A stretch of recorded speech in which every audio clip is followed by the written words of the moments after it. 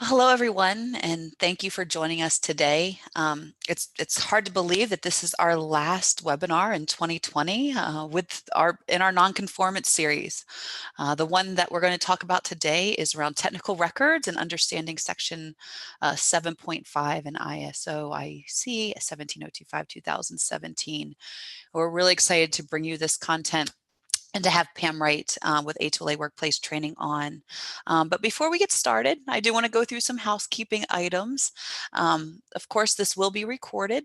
And so if you do want to watch it later, if you have to drop off or if you want to share it with others on your team, you will have access to the recording. It'll automatically get sent to you.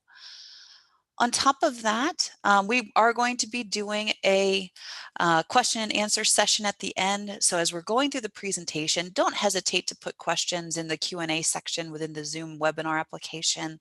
Or even if you want to chat them our way, you can do that as well. And we'll make sure that we have enough time towards the end of the discussion to go through those so everyone can hear what everybody else is asking. Let's go ahead and get started. To give you some background, and what's nice when I look at who's attending these, I can see familiar names that have been on almost every single one of our webinars that we've done this year in the non-conformant series. So welcome back. I see some customers, I see some faces or some names that I've never seen before. So I'll give you a little bit of background of who we are, and then we'll dive right into Pam and her presentation. Qualtrics is a compliance management solution specifically created to help manage compliance burden by automating key processes for your organization that directly relate to the processes that you put in place for your accreditation needs. When you look at our history and how we got started, our product actually was created specifically with ISO in mind. So much of the product itself speaks specifically to the standards.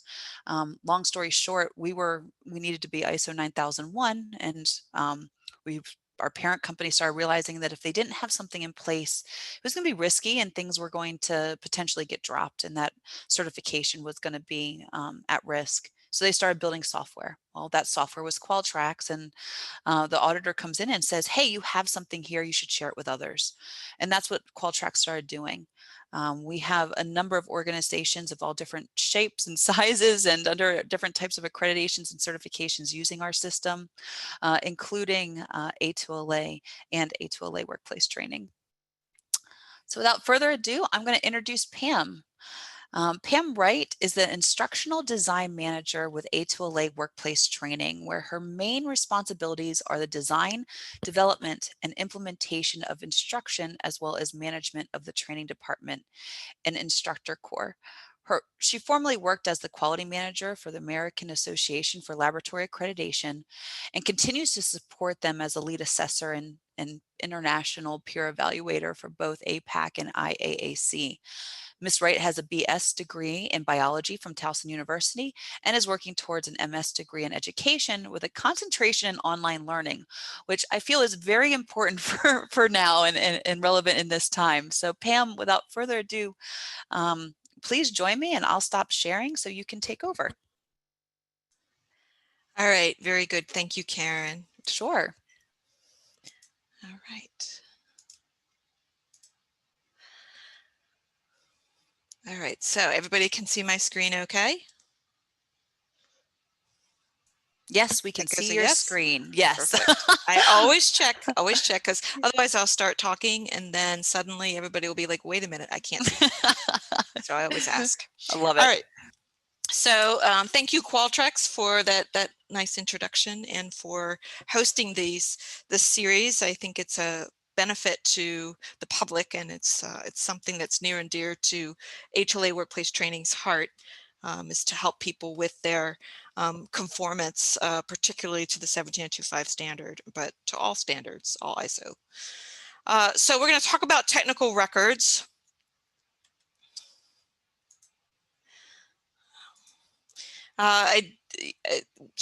Karen mentioned that this series is going to be recorded, and so currently Qualtrics is the only entity that has been permitted to record, so we're asking people, please do not record this session in any way, whether audio or visual. Okay, so for the agenda, we're going to talk about the 10 most common nonconformities briefly, followed by a refresher on section 8.4 for control of all records in 17025. And then we will dive into the requirements for specific records to the technical areas of the laboratory, 7.5, and provide examples of common nonconformities and tips to avoid them. So that's the goal for today. So from the 2019-2020 data on nonconformities issued to A2LA accredited laboratories, Section 7.5 on technical records comprised over 7% of the total nonconformities generated and ranked 9th in the top 10 list of 17025 2017 nonconformities. So as you can see, we're at the end of this conformance series or nonconformance series. So let's talk a little bit about records in general, what's required for 17025. So just to do a little quick refresher on this. So the purpose of creating and maintaining records is to demonstrate or provide evidence that you did what you said you would do. So you've got the proof to back up what you said you would do. And those are things that you said you would do from your documents and your policies and so forth, and your quality management system. In the case of this standard, fulfillment of the requirements gives someone the ability to verify that something was performed. So for 17025, records are implicitly broken down into two categories: administrative type of records, or quality, what a lot of people call quality records, and technical records. And that's the 7.5 component. So it's important to generally understand what 17025 requires for records. So if we talk about clause 8.4.1, it does require laboratories to perform two actions or two activities. First one is to establish records, that is to set up on a permanent basis records that provide evidence or demonstrate that 17025 requirements are being met.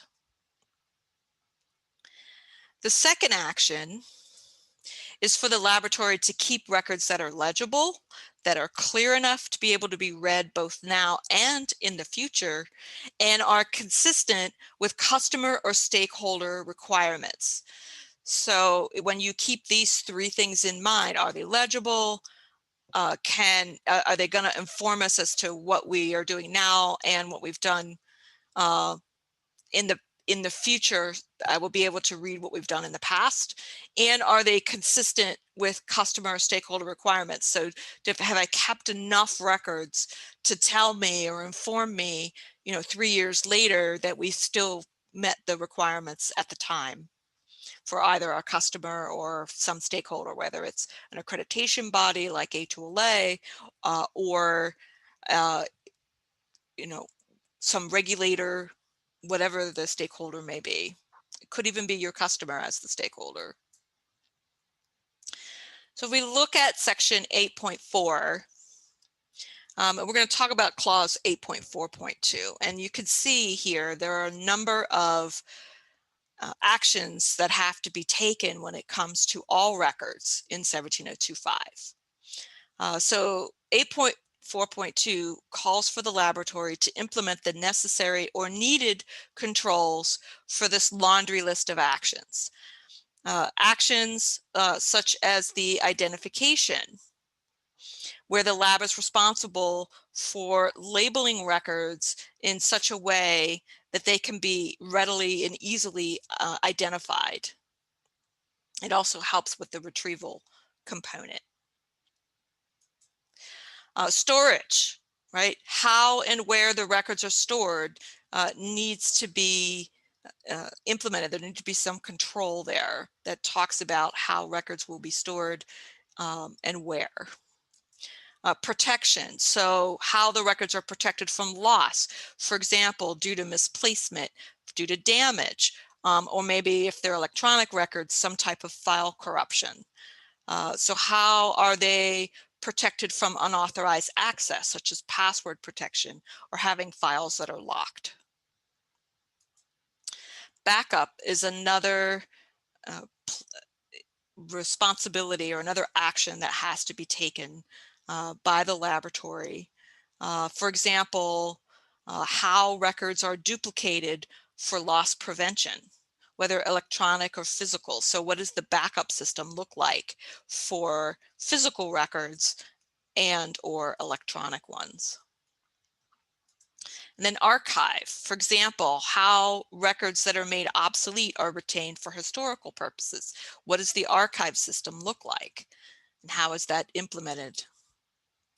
Retrieval, how the records are able to be readily retrieved on demand. So how easy is it for you to be able to retrieve them?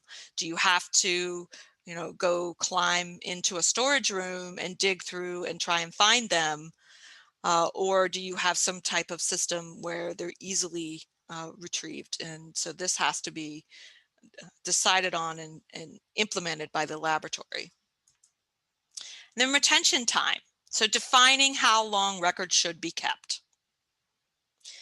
And just as let me go back. As a tip, for HLA purposes, the minimum retention time is the time between assessments, which is generally 2 years, but you may have reasons to retain them for longer, such as customer requirements. You may have a customer that requires you to keep records longer than say a regulator such as A2LA, or you may have an accreditation body such as A2LA, or you may have a regulator that requires you to keep them for 10 years, for example.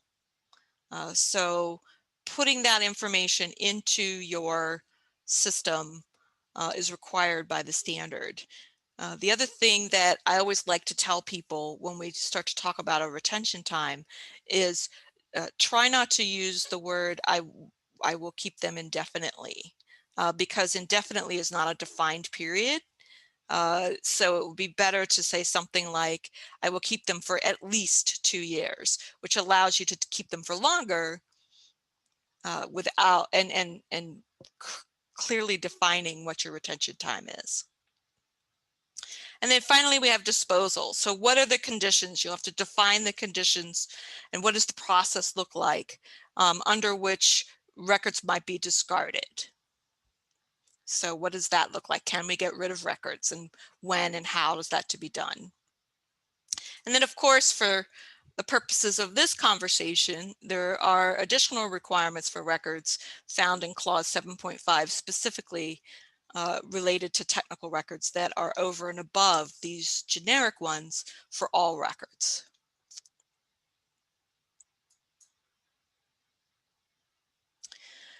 Okay, so let's talk about 7.5.1, 17025 requirements specific for technical records. So in this clause, there are a number of actions that have to be completed by the laboratory.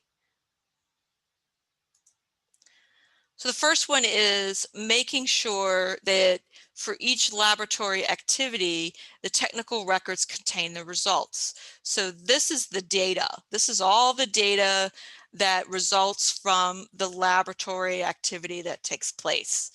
All right, so if you perform a test, this is the test data. If you're performing calibrations, this is the calibration data. If you are performing sampling to support testing or calibration, this would be also include the sampling data. So all of the results, making sure that the laboratory retains those records of the results. Right, another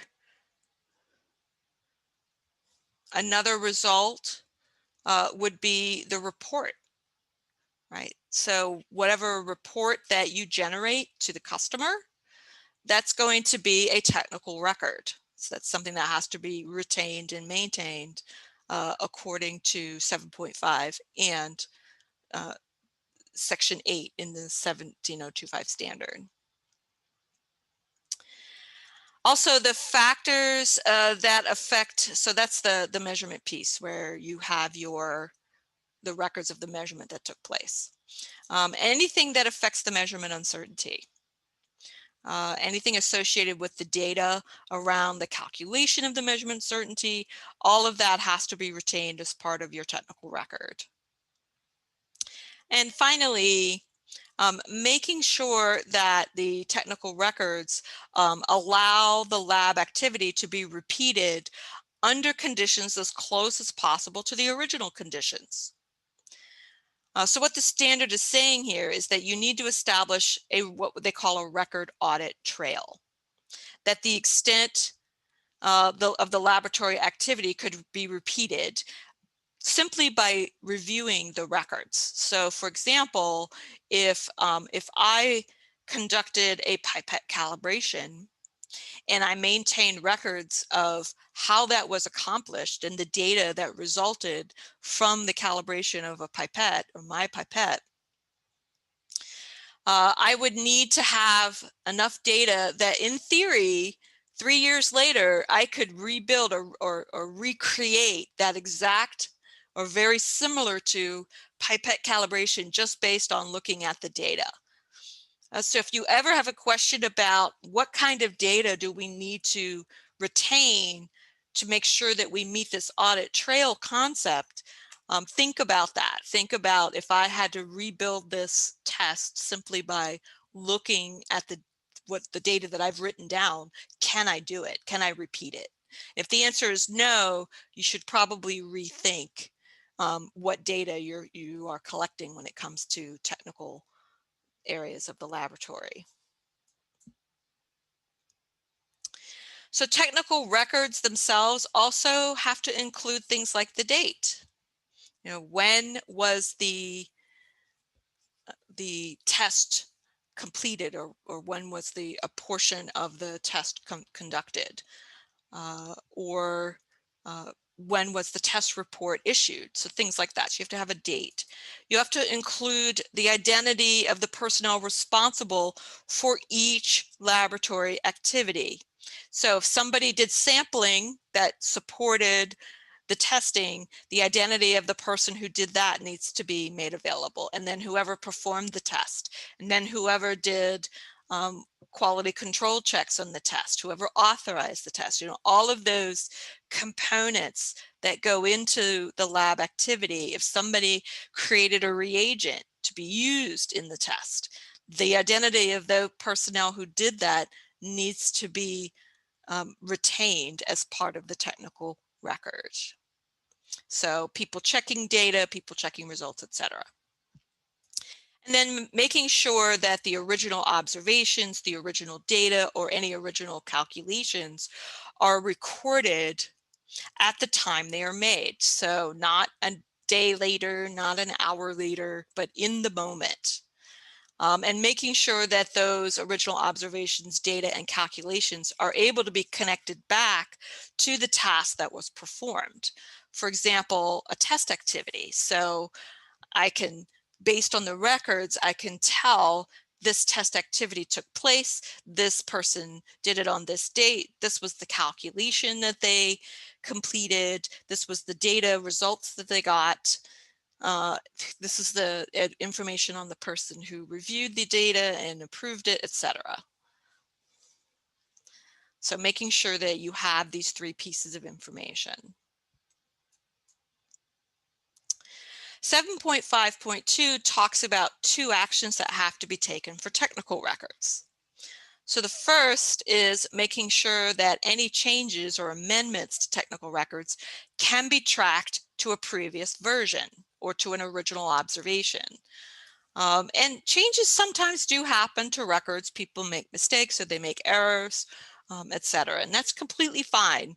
The standard allows for changes to be made. They just have to be done in such a way that you can track it back to the original or the original erroneous information. If it's because of an error, you still have to be able to see what that information is. So for example, here, let's say I have an Excel spreadsheet and I put this value in of 1.39. And then I realized that that data is incorrect, and now I need to make the change. So before I make that change, I want to put a note in here that says, this is incorrect data, the value should be whatever, and put it alongside. And or the reverse, I can put in the correct value and put in a note that said the original value was this 1.39. Whatever the case might be, in some cases, you may have an electronic system that allows you in the background to store that data when things changed, who changed it, etc. If you have a paper system, then you could do it in writing form or written form. You can cross it out and put the date beside it, etc. So there are different ways to do it, but you need to be able to have both the old and the new information and a way to bridge the two together.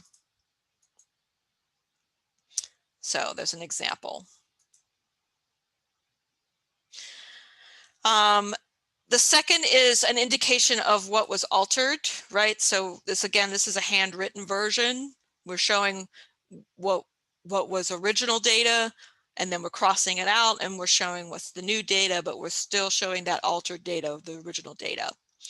And then who's responsible? So who performed the alteration? So in this case, I put my initials PSW, and then when was the alteration done? So the date of the alteration. And for those of you who are familiar with the 2005 version of 17025, this is actually a new addition to the standard from the 2005 version. The date was not required in the past, and it is now. So one best practice for data correction includes single strikeout of the incorrect data such that it is still legible with the correct data written alongside, and inclusion of the personnel initials to indicate who made the change along with the date the change was made. That's just one best practice. There are other ways you can do this. As long as you have the connection, the original data and the changed information and the connection between the two, you should be fine. Okay. So why is section 7.5 the 9th most common nonconformity? Well, I've broken it down into two components here. The first component is due to 7.5.1, and that essentially covers all the nonconformities related to some type of insufficient record. So the record was not properly done for whatever, a variety of reasons. And then the second is related to clause 7.5.2 for improperly amending the record. So either you didn't have a sufficient record for whatever reason, or it wasn't amended, that you had a record, but it wasn't amended correctly when it was changed. So here's a breakdown of 7.5.1 when we talk about insufficient information in the record. About a fourth of them were generic, just catch-all, lots of different reasons. Another quarter of them were because there was no audit trail. So when we talked about that audit trail concept, where you can recreate, in theory, the event based on the data, and there wasn't enough information to establish an audit trail. About 70% of the time, there was no identification of who wrote down the data or who created the data. And about 13% of the time lacked original observation. So the original observation was never written down. And then about a little bit less than 5% of the time, there was no measurement uncertainty, or 2% no measurement results. So they just didn't write the measurement results down for whatever reason. Okay, so let's talk about that generic 7.5.1, the catch-all, where sort of the attention sort of where everything fell into one bucket, the insufficient record bucket. A lot of the time it was due to incomplete record keeping. So examples include failure to record all the required data points, failure to record key information. So the identification of equipment used to perform activities, or the amount of substance used to perform a test, or data mismatch, such as a carryover of a lot number was missed. There are additional subcategories worth considering. One is failing to record all of the factors contributing to the measurement uncertainty. That went under this idea of a record being incomplete. One example was the measurement repeatability data was missing. That happened quite frequently. That was one of the more common reasons why measurement uncertainty data was missing. And the second one is failing to record key measurement data, such as the pH of acidified water when performing a test. Best practice is to pay attention to the details when you're recording when you're recording data. Attention to detail is probably the most common reason why the data doesn't get recorded when it should be. People just don't realize that they need to do it, or they forget when they are aware that they need to do it. Another example is simply being unable to produce a necessary record, either because it was never recorded or was misplaced, somebody can't find it. This commonly occurs when key discussions take place, but they don't record the information down, and it's important. It relates to the technical area or the technical record, such as a discussion on a change in the contract for service, which impacts the technical information that's going to be written down, and it doesn't get written down because nobody wrote down or nobody recorded the discussion that took place. In other instances, it happens because the lab didn't realize it was key information. So if you remember when I talked about the audit concept trail, of the audit trail concept, when I talked about that, this is where people didn't realize that they needed it in order to generate that audit trail. They just didn't write everything down the way that they should have. And so they ended up with missing information, missing data. So one recommendation is during your next internal audit, ask yourself, if I don't write this down, can I still demonstrate conformance with 17025? If the answer is no, you should probably add a step to create a record for that area. All right, and then the other part, lacking an audit trail, that's another catch-all for a lot of reasons why people didn't or had issues with data, didn't record data, including incomplete or missing data. Some examples are mismatched data, such as the sample identification entered in the receiving log, but it didn't match the sample identification in the report. So you have this mismatch between the two, so then you didn't have an audit trail. Other examples include a lack of identification of the equipment used, or a lack of information on the procedure used. So again, you don't have that audit trail going on. So best practices, when in doubt, write it down. Then another one is that no personnel identification. So people who perform the task, their identification isn't recorded. So for example, not including information on the identity of personnel who prepared samples or performed tests or calibrations. Best practice is to identify any and all personnel involved in each phase of the process, whether the task is receiving the sample or unit under test, preparing it, testing it, performing quality control check, writing the report, or authorizing the work performed. Typical conformance is to include the initials or name of personnel in the record, but there are other ways of doing it. Lack of original observation, what was observed, right? The last category talks about this in 7.5.1. For example, if you have multiple tests recorded for the same sample, but only one start and end date and time is made, now you don't have the original observation. You're missing that information. Improper transfer of data is often the cause for this. So it's important to note here that 17025's clause 7.11.6 requires a check to be performed when you transfer data. And so don't fall into that trap of missing lack of original information or lack of original data because you didn't perform the data transfer check that needed to be done. So for example, if you're writing down data on your laboratory glove or sticky note, and then you're transferring it into the LIMS system, when this happens, you should have somebody double checking to make sure that there were no errors when that information was transferred, such as a transposed number or incorrect entry. It's strongly recommended to retain records of these types of checks, although not required. And then finally, we're going to talk about 7.5.2, the improper amendment. So the number one reason why a nonconformity was written against 7.5.2 was due to improper alteration of data that resulted in the original data being lost or unavailable. So you can see here, we have data where somebody used whiteout. Big no-no, never should happen. Other cases, you might see data where somebody scribbled it, and did a big blot of scribbling to cover the data up. So again, not a good idea. Does not in conformance with 7.5.2 when it comes to amending or changing data, because if you can't see the original information before it was changed, you don't have that audit trail. So this is the number one reason.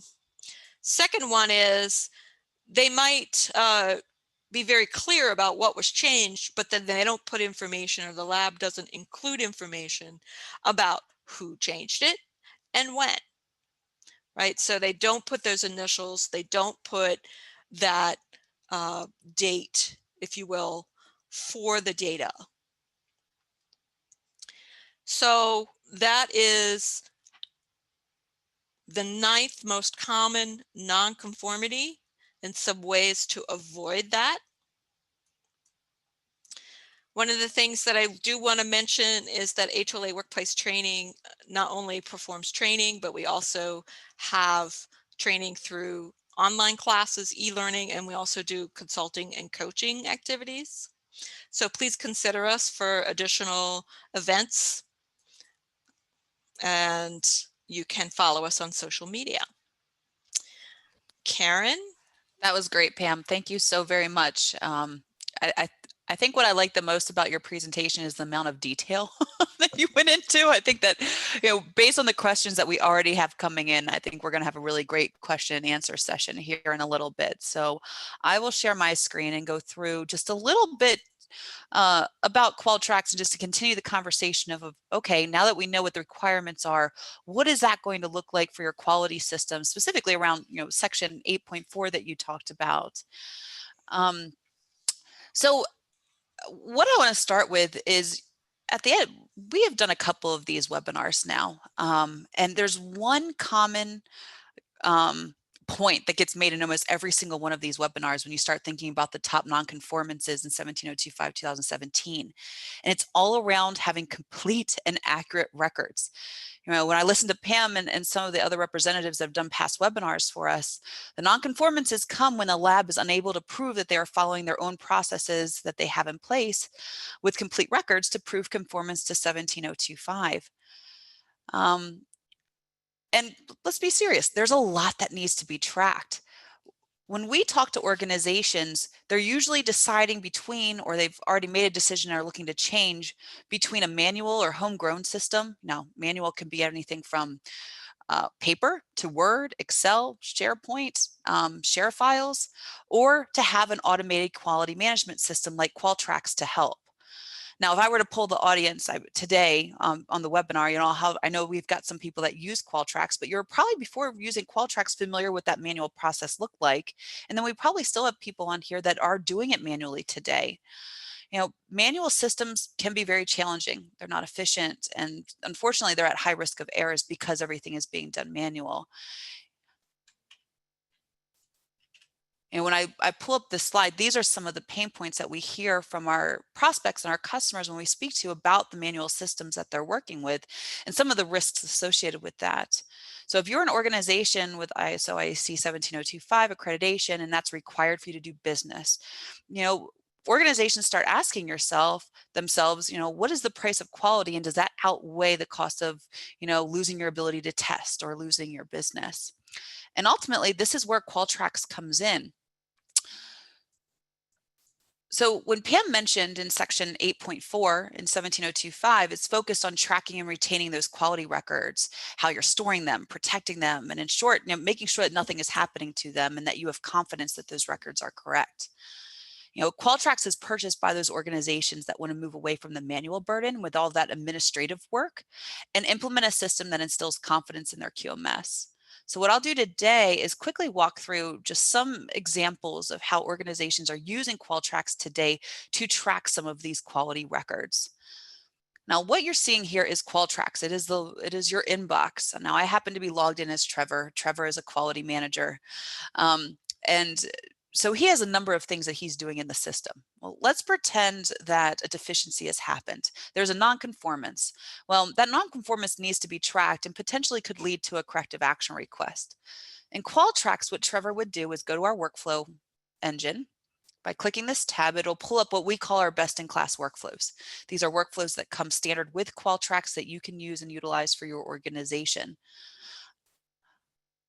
I'm going to click the corrective action request. What a workflow is with Qualtrics, it is a process that has been divided into key steps within that process, and routes have been created between the steps to make sure that escalations are being sent to different people at different points of that process to make sure that they're being held accountable for the steps that they need to complete in pertaining to this process. So if I scroll down here to the bottom, this is the corrective action and deficiency process that you have in Qualtrics. The number one first step is just reporting that possible non-conformance. If I scroll up here to the top, you'll see what fields I need to fill out pertaining to this. So when did the deficiency occur? Let's pretend it happened today. It was a part of our sampling services. We're going to say that we're going to pull up the standard for 17025 2017, and we're going to say that this is specifically around equipment tracking. Let's pretend that somebody in the organization went by a piece of equipment and it wasn't calibrated appropriately.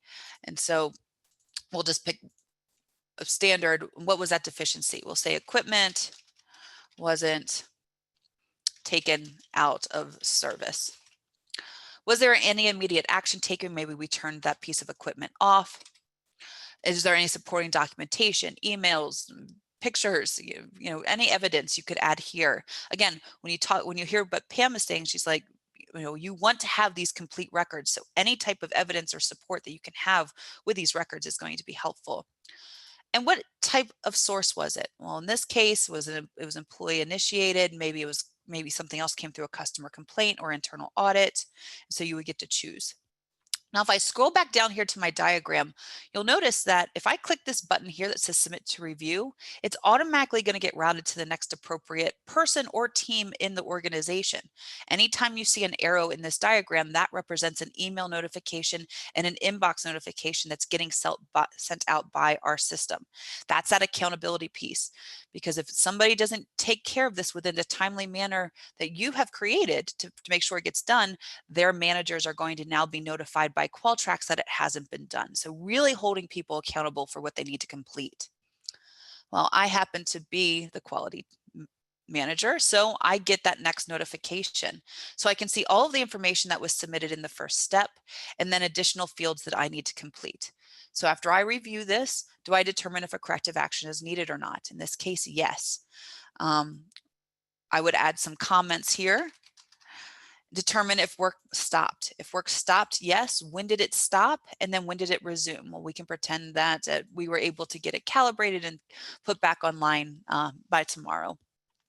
Now, who's going to be responsible for cause analysis and plan development? In this case, you actually can have pick lists of employees in your organization that have the requirements and the training to be able to do cause analysis and plan development. I'll pick Trevor again because it'll stick with me.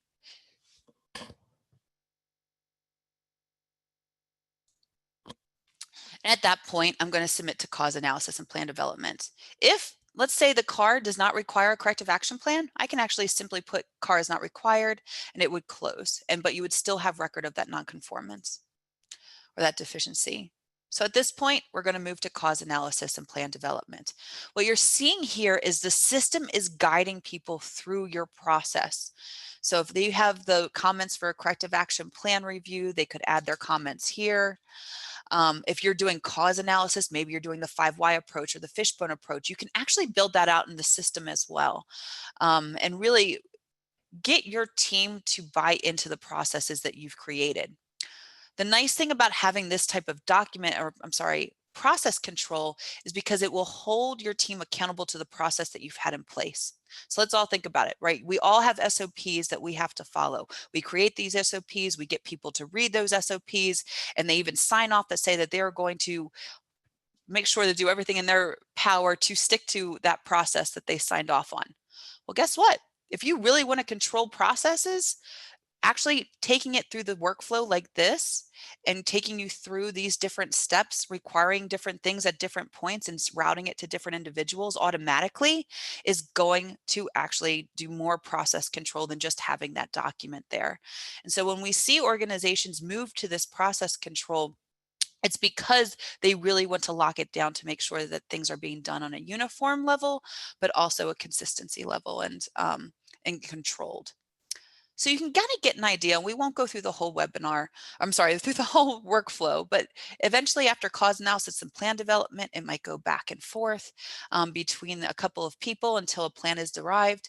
Then it's going to be implemented. Even once it's implemented, then you have to make sure it's effective. Well, this is actually one of those steps that's often missed, because when it gets to effectiveness review, does somebody remember to do effectiveness review?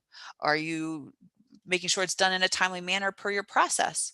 With Qualtrics, you can actually set a date and a time for this to happen. So what that means is that somebody's going to start getting emails and inbox notifications from Qualtrics to make sure that this gets done in a timely manner. So again, just controlling that process for you, and then eventually close it. Not only does this offer that process control, it also is going to give you a significant visibility into these records. A big part of Qualtrics is the ability to report on all of your data, right? So when Pam's saying, everything that you have to do to control these records, you then have to show your auditor and be able to see the records yourself. And so being able to generate reports to get that information out quickly and effectively is going to be important. So let's look at our reports here.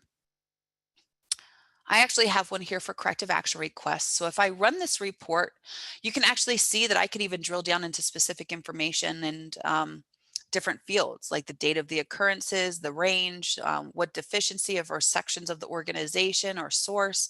We've seen things with organizations that use our system for locations. If you have an organization that has multiple locations, really sky's the limit here.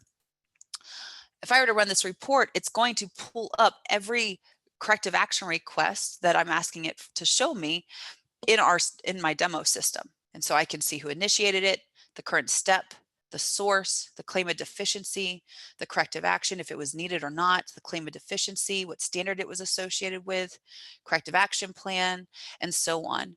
And think about how often you look at your corrective action requests to make sure that you have a pulse on your laboratory. Like, think about management review. In fact, we did a whole webinar on management review with workplace training a couple months ago.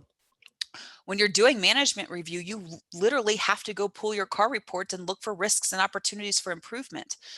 Instead of flipping through binders now and doing that way, you just simply run a report. You can come here, start looking for trends. So for example, if I start seeing section 6.3 over and over and over again, then that's probably something that I need to pay more attention to make sure that better processes are put in place so that doesn't happen in the future. So this visibility is being used often by our customer base to make sure that they have that option. Now, we talked about one workflow. As I mentioned, when you purchase Qualtrics, you get all of these workflows in your system. If you ever want to dive into others, please let us know. We're happy to do so. You're also not limited to those. A big benefit of Qualtrics is that you can actually build out more for your organization. For example, we have a laboratory in Nashville that has about 80 workflows in their one Qualtrics instance because they're using Qualtrics workflows for everything that's specific to quality, but then also some business related aspects like purchase requests or reimbursements or onboarding, all the way to even things like balance checks and cleaning logs and humidity logs. So lots of really flexible things that you can do with the system as a whole. Now, Qualtrics is actually bigger than just workflows. When you look at what we're providing to our customer base, we're an all-in-one system. So we also have an element of document management. We have an element of those workflows, and then we have the testing and training as well in our system. With document management, what we're doing is really tracking the full document revision history, that audit trail that Pam was talking about, making sure that we have that available to you and that you can report and have visibility into to make sure that you are doing everything appropriately to prove document control. And then testing and training. Making sure that we're tracking all your employees' trainings. Are those trainings effective? Can they prove that with competency tests? That's also an option that you would have in our system. And of course, everything sits on top of a reportable platform. So you can get that data out and you can share it. Now with COVID unfortunately happening, we're hearing more and more about remote assessments, and more of our customers are actually inviting their auditors into Qualtrics and just pulling up reports directly in the system to show them, that view into their quality system since they're no longer on site with them. So it's interesting to see how those changes have evolved, especially in a year like 2020. A little bit about us. I mean, the software is very powerful and offers a lot of benefit, but Qualtrics as a whole is bigger than it's more than just great software. At the end of the day, we're very committed to our customers and their use of their system. We want to make sure that you're happy with the system and it's doing what it needs to help make your lives easier from a quality standpoint. So if you ever have questions about Qualtrics or would like to dive in further, please let us know and we would be happy to answer some questions for you.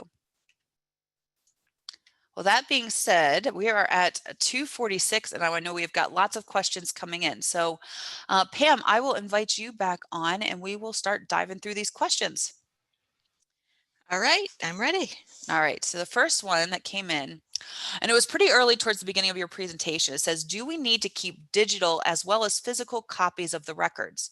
During virtual audit, digital records are useful.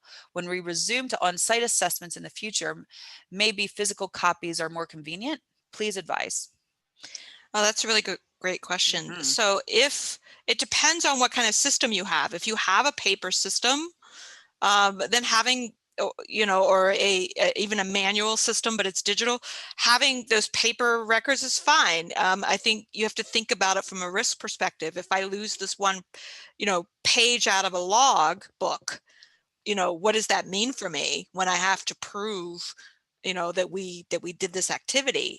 So how are you going to back up that paper system? This is fine to have a paper system, but you have to think about the backup piece. Same thing with electronic. If you want to keep the record electronically, great. How are you going to back it up? How are you going to make sure that if it gets corrupted on the local drive, that it's stored and backed up somewhere else? So I don't know. Does that answer the question? I hope. Mm-hmm. Well, and if you don't have, whether it's the LIMS system or the quality system, if you are considering more of an electronic system, I think that those are great questions, Pam, for them to ask when they're pursuing systems. Does your system, what is the security? What are the backups? What are the, audit trails? What are they looking like to make sure that the system that you do invest in is going to be accurately, will help what you actually need to do and accomplish that. Because there are a lot of systems out there by far.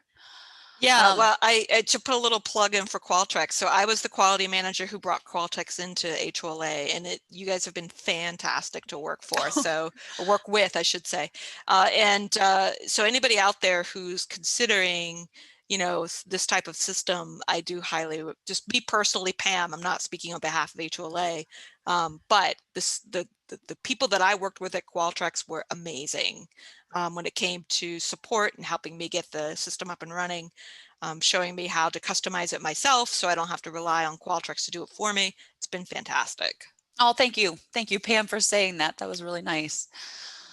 All right. Can you elaborate on the statement, both the original and amended data and files shall be retained in 7.5.2? Examples would help. Okay, so yeah, no problem. So for example, when you have original data and you have to make some change to it. So like say, for example, you're in a data sheet, right? You're filling manually with a pen, filling out a piece of paper on a data sheet, and you erroneously write down the wrong number, write down the wrong value when you read it off of a machine somewhere. Maybe you're looking at a pH strip or something, and you're looking at the pH number, and you need to write that number down, and you wrote it down incorrectly.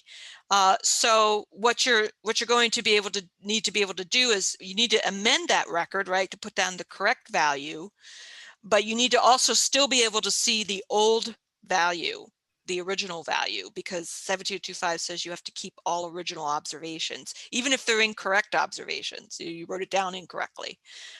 So the example that I showed in the slide deck, where I said you could just simply draw a line through it and write the correct information beside it, and then put the initials and date of who did that activity, that is sufficient to be able to show both the old data, or the original data, and the revised data. Great. Would A2LA require duplicate precision results for all tests, or would this depend on what we need to evaluate the results outcomes? Okay, I think what they're asking is do they have to duplicate all of the data somewhere? I think that's the question that they're asking. So you should have a backup for all of that data. Whether if you store it electronically, you should have an electronic backup for that data. If you put all of that data on the test report, then you need to have a backup of that test report, or some way to be able to have a copy of it, so that however or wherever you store that data, you need to be able to have some type of backup. Great. And Faithy, if you need more clarification, let us know, and you can type in some more questions, and we make sure that we answer those questions. Is the reason for making the change to the record required? The reason for making the change, no, it's not required to put down the reason why you changed it. It couldn't hurt, but it's not required. And I feel like nothing could hurt. Right? You can never have too much information. Correct. But all right. So here's another one. What about original observations? How would you define what that is? Ooh. So when you are performing an activity, a laboratory activity, whatever goes into that activity are original observations. And then it becomes a question of, well, which of them do I really need to write down? You definitely need to write down any key values, right, that are returned. So for example, if you're doing GCMS and you get these values back from that test that you're running, obviously you're going to need those. Those are all original observations. They might be inside the GCMS machine, right? And so that might be where they're stored locally, and then they're transferred somehow into the report or into some other record somewhere. But it could also be original observations are things like who did it, when they did it, what date that they do it. So if I fill out a logbook, right, and I did a check on a scale every day, I would check the balances every day, and we fill out the logbook, all of that information that goes into that logbook is original observations. And to kind of jump in on that, we're actually seeing more and more people actually create quick, I say quick because sometimes it's even as quick as just 2 steps in a process, workflows to manage that. So instead of writing it down on paper or electronically through like an Excel document, now they're actually creating a quick 2-step workflow that requires people to fill out specific fields related to that calibration or test or check, and then they hit submit. It gets approved, and now instead of going back and looking at all that information and pulling it together, they just quickly run a report. So it's been interesting to see how people are even taking small or like tasks like that are quick and things are done on like daily bases and transitioning them to automated systems too. Yeah, then they could pull that report, Right. get the information anytime. Right. And if they, I think what we've seen, a lot of times with some of our startup laboratories, you know, like when you talk about like the cannabis industry, for example, you know, some of these laboratories, they've never been 17025 before. And so they're bypassing the manual process and going straight to a QMS. And so their goal is just to put everything in there from the beginning. It's been really interesting to see because typically we'll talk to people that have had a manual system for 10, 15, 20 years and they were ready to transition. And that's a space that we've seen them transitioning from the beginning because they want to adopt that automation from the beginning. Let's see. Here's a question. Well, actually, let me finish Dana's because it was associated with that first one that we just talked about with original records. Also, is there a list of definitions of laboratory activities that require personnel to be identified? No, there is not. So again, that's something that you have to think about, that audit trail concept. Is it important enough for me to keep the information about who this person is who's doing this task? If I can establish the audit trail without that information, then you probably don't need it, right? But if you're not sure that you can, you should probably include it. Great. Here's one from Alex. We use SharePoint. All records and docs are on SharePoint. Is that sufficient? Microsoft has 80 servers around the world and they do multiple backups.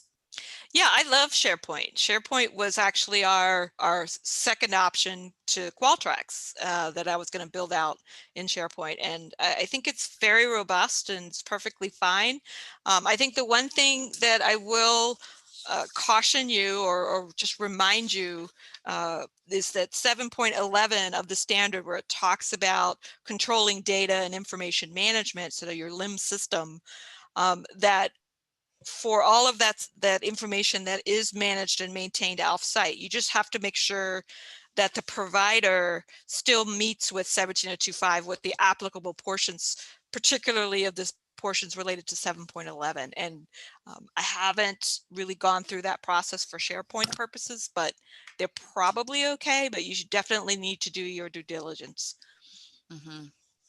And from our perspective, I mean, we talk to people that use SharePoint often, and it's really, from what we understand, it's what you make of SharePoint, right? If you use SharePoint right out of the box, it's going to do, minimal sharing. And then some of our organizations that use SharePoint are still doing like master document lists through Excel to track everything. Mm-hmm. And then you've got people that have big IT teams and organizations that could actually build out an automated quality management system within SharePoint. And so it just depends, like SharePoint, you have a lot of different options with them. And it just depends on your capacity and the effort and the IT work that you can put in to build out some of those systems from a record tracking standpoint. I know, I mean, Pam, you would know better than me, but I know of lots of laboratories that are being accredited, year after year with SharePoint. I also know laboratories that are being accredited with manual systems too. Mm-hmm. It's just, at what point is that burden going to become too much, and would it make sense to move to a quality system like Qualtrics? Well, exactly. And even if you have records in SharePoint, there's no report you can pull to say what records you have, where they are, right? So that's still a manual searching mm-hmm. process when it comes to SharePoint. Possible you could create a flow to help you find all that information. The flows, personally, from my personal experience with SharePoint, can be complicated and sometimes not work. And then they upgrade it and then your flows don't work and you gotta go back. You really mm-hmm. almost need a full-time IT person right things in SharePoint. Mm-hmm. So. And that's what we've heard too. When we have people that are like, all right, we are using SharePoint, it's just not enough for us. It's either they can't build it out or it's just time to make the adjustment. But people are using it, absolutely, and mm-hmm. they're accredited. Mm-hmm. Yep, it's possible. Mm-hmm. How long do we have to retain the reports that we send to clients? When they ask to reprint a report, how many years back do we have to be able to give? Oh, great question. So there's a couple of things you have to consider. The first one is what does your contract with the customer say? Each customer Mm, may put in their contract how long they want you to retain their specific records for. Some may not put it in the contract at all, in which case it's up to you. The other thing is, who are you accredited by? If you're accredited by HOLA, you have to keep it, the minimally is the time between assessments, so that HOLA can review if they potentially pull that record as part of their sampling, that you need to be able to have it available. If you are beholden to a regulator, maybe it's, I don't know, the NRC, the Nuclear Regulatory Commission, you might be required to hold those records for 10 years. So you really have to consider those. Who's your regulator? Who are your customers? Who are your accreditation bodies or other stakeholders? And what are they requiring you to do? I know for HOLA, some of our records had to be kept for 10 years. Some had to be kept for 5. Some had to be kept for 2. Just depended on who the stakeholder was. mhm, mhm. Right. And that's some of the manual work that can sometimes become overwhelming, right? Is because, like, how do you track that? How do you know when you have to get rid of information if everybody is different? So, Correct. And the nice thing about Qualtrics is we could automate that, put a due date. It was great. let's see. 2 more questions. These are great questions, everybody. So keep them coming if you have some. We'll go over a little bit on 3 o'clock. Instrument data system files. How do you back it up if version is updated or no longer available? Need data system in order to retrieve data files. Do you need to scan PDF files and store them in the cloud for access? Ooh, so I think what they're saying is, if you have an instrument and that instrument, the data is generated within the instrument, and so it's stored locally, then what do you do for a backup in those situations? I think that's the question. Hopefully that person can confirm. And is the idea that you print it out and then scan it and store it? You can do it that way. It really doesn't matter. The standard doesn't tell you how to do it. It just says that it has to be done. And think about, what is the risk if you lose that local data? Now, if you have taken that local data from that local instrument and inserted it into a test report, and you have a copy of the test report, you're probably okay. Okay, great. One last question that we have here. With taking photographs, is that considered, would taking photographs be considered original observations as records? Depends on what you're taking photographs of, but I would say yes. You know, so I'm going to date myself a little bit, but when we did, you know, gels back in the day for, I guess they probably still do gels, agarose gels, or and for DNA sequencing, or DNA purposes, or PCR, or whatever it is that you're doing. We would sometimes we would irradiate them, and then we would take pictures so that they would glow, right? And that picture would be the record, because there's no way I'm going to be able to keep that gel around forever. So in some cases, yes, the photograph would definitely be your record. Could you take a picture of a screen of an instrument and have that be your record? Potentially. I think you would need to be able to identify when that record was taken. And I think, again, if you can defend it during an audit, you're probably okay. All right. Well, thank you, Pam. I don't see any additional questions coming in. Let me check the chat real fast, and I don't see any questions coming through that as well. Oh, wait, maybe. I do have a question here. Okay, if the test is a titration and I have a complete form, do I make a copy of that record as a backup? Yes, depends on how you're filling out the form. If the form is filled out electronically and then it's stored electronically in the cloud automatically, then you're good to go. If the form is a physical paper document, and it's the only copy of the original data that you wrote down from that titration, then yes, you would need to have some type of copy of it, or some type of backup, whether you scanned it in, or photocopied it and put it in a a copy binder, whatever the case might be. Okay, great. And then the last part of her question, if I extract a sample A on, let's say, January 10th, 2020, and re-extract it on January 12th, 2020, and then I run sample A on January 13th, 2020, if the instrument sequence and data reductions only show sample A, would that meet requirements for traceability and ambiguous records? No. And that's where we see a lot of these